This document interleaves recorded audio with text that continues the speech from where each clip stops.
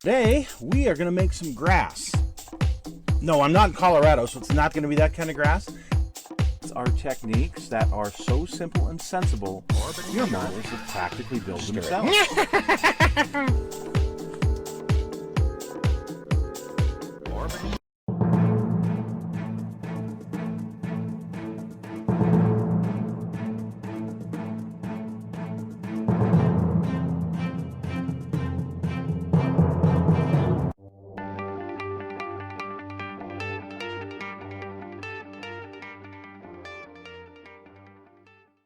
Hello folks, it's Mad Dog Murph. Welcome to the Kit Hoarder Stash, and today we've got some weird stuff. We've always got something that's a little bit unique, but I think today is just over the top weird. So this last month, I came across some different things, and in my creative little mind, I've got some projects I want to do this next year. And I saw these items and I thought, oh, I don't know if it'll fit into this particular project I'm going to do, but I know I can use it somehow. So we're going to take a look at some of these just little oddball things that I've acquired this last month. First off, we're going to start with this little guy here. Okay, this is a 144th scale M5 Stuart tank. It is comes from a company in England. I'll have to put a link in the description, but it comes from a company in England. It's 3D printed, and the best that you can see, it's got some pretty good detail on it. Now it came with in two parts: the turret and the chassis here. And I've gone ahead and taken the liberty of priming it with some Mr. Surfacer primer surfacer, which works really well for me on resin and metal parts. So there you go. That's the first one. We're going to paint this up, and then do a wash and a dry brush. Thank goodness it's 3D printed. Wash and a dry brush, and what I'm going to do after that is I am going to take one of these. Be nice if I cleaned off my... No, I can't clean it off. I'm going to take one of these, which is just a little eyelet. Okay, I'm going to take one of these little eyelets here. And we are going to, after we get this all painted up, we're going to screw it in the top here. Okay. And then I'm going to take some festive ribbon and put that through there, and we're going to make an ornament out of it. Now I have some other tanks that I've had around here in 144 scale, the little can-dos, and I've been making them into ornaments for next year. I'm going to have a tree that has some 144 scale planes and some 144 scale tanks. I think it's going to be really cool. I'm going to put that in the hobby store, and yeah, I think it'll be very appropriate for them. Festive holiday ornamental bush. So anyway, this is the first thing of my crazy stuff. So let's take a look at the rest of it, shall we? Okay, we're going to look at a couple of different things here that I recently ordered. So these are from Azuka, and these are Periscope Guards. I think it comes with 12 of them.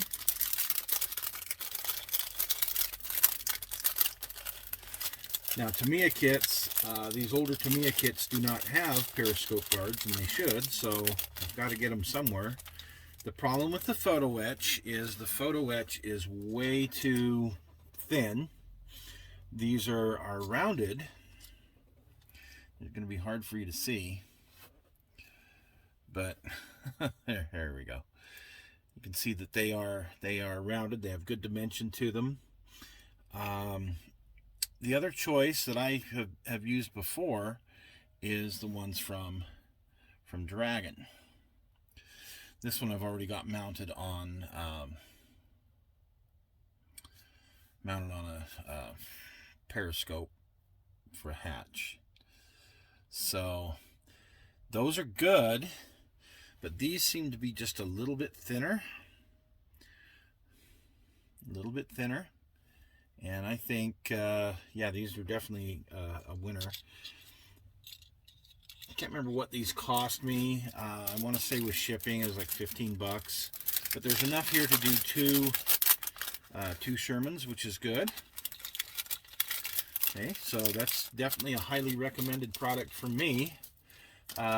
If you do a lot of Sherman tanks, or if you do Sherman tanks, if you build particularly the Tamiya tanks, you'll notice here these are actually some I got from a Dragon kit, but then I don't have enough. This is another one I got from a Dragon kit, but then I don't have enough, so I'm gonna have to, you know, pull from those. So, and like I said, the photo etch is way too, it's flat, and these things are not flat. Okay, so first off, there's that. Next, we're gonna look at this little gem.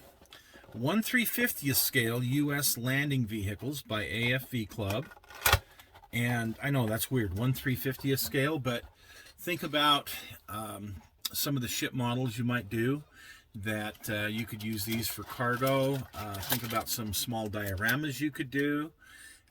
Just a bunch of different things you could do with these. So here's the box showing you the decals, and here's the assembly instructions here on the back of the box.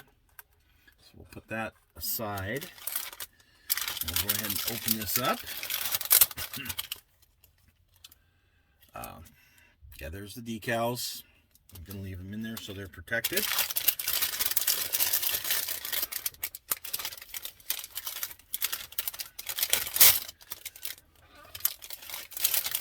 Factory wrapped for your freshness.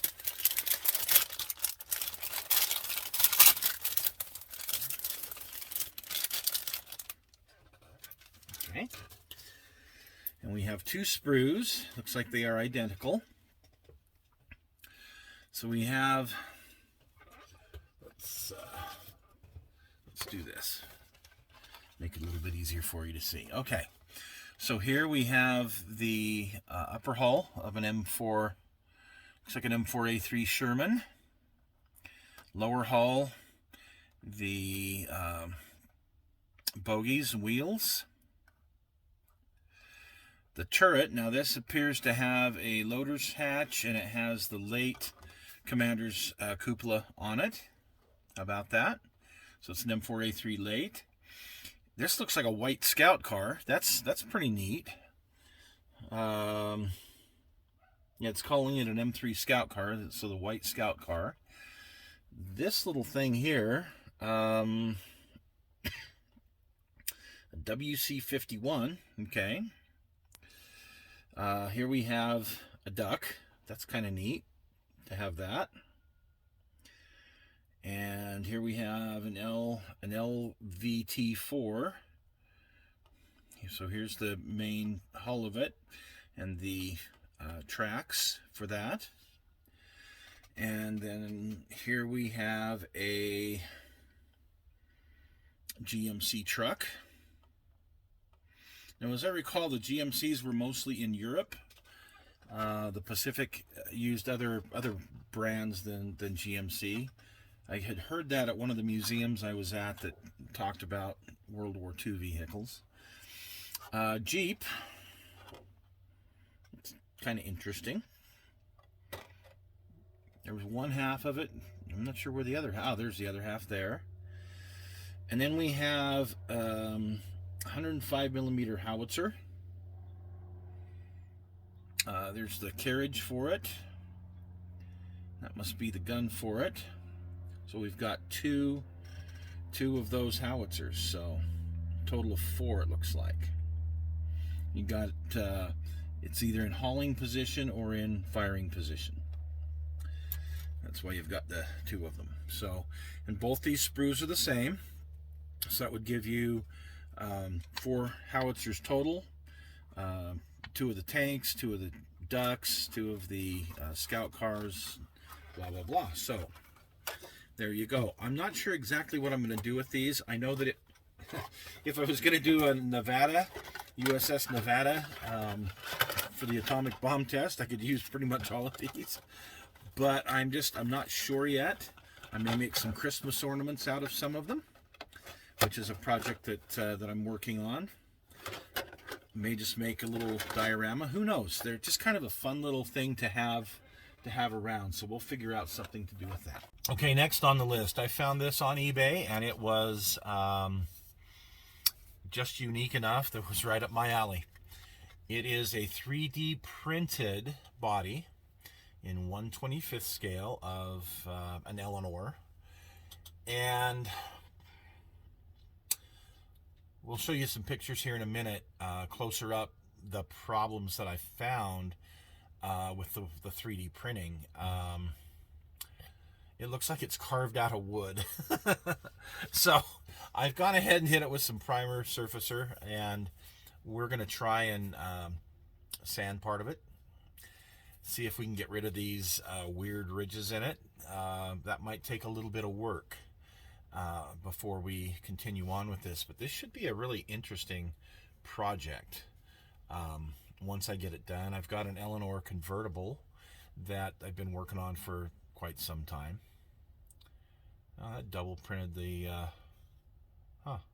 the door handle. I was just looking at that. I like double printed the door handle. Let's see if you can see that in the light. That's just weird. We'll have to do some trimming there. So yeah, it's going to take a bit of work, but hey, pretty much anything in 1/25th that's akin to anything like this is going to take some work. So it's pretty thick. This 3D printing is, it's not flexible, which is good. So we'll see when we get to the build on this. As a precursor to the next item on the list, I picked up this Riffield T-34 -122, which is a 122 millimeter artillery piece in a turret on top of an old T-34 chassis. Anyway, it was already built. Picked it up on eBay. Nice looking little kit, but I'm going to be doing some things to it and putting it into a diorama. So for the diorama that I want to do, I needed some figures. Well, I picked these guys up here. I needed some civilians from the Middle East, and these were just perfect in my opinion. So I went ahead and picked these up from Meng, and I've gone ahead and built them. They took me maybe 30 minutes. They fit very, very well together. I just got to get them painted now. Again, these Meng figures, my experience has been they're absolutely excellent. So anyway, hope you enjoyed this today, and we'll see you again next week.